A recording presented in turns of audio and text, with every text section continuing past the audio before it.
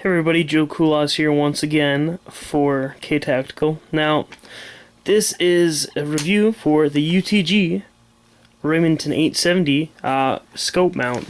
Now, I kind of have it partially assembled, whatever you want to call it. Now, did some shooting earlier today again, and did a little bit of this and that, and dabbled, and it's a great mount, but there's a couple perks to it, and there's a couple flaws. Now, anybody that's ever taken their 870 apart, there's a couple things I want to mention.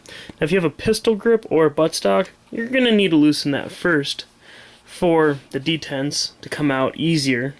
And then with that, kind of screw it all together, assemble it, and then put the stock back on all the way. Just makes it so the trigger group doesn't get pushed forward when you're trying to do that, and it doesn't want to line up properly, and you don't strip the threads. But anyways, pretty easy to install, just follow the directions.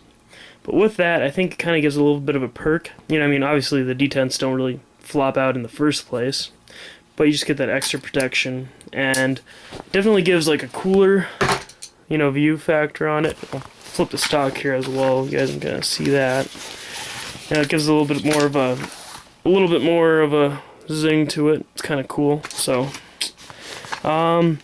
besides that, it's a standard Picatinny type rail. It does cover up your serial number and part of the 870 part and all that stuff.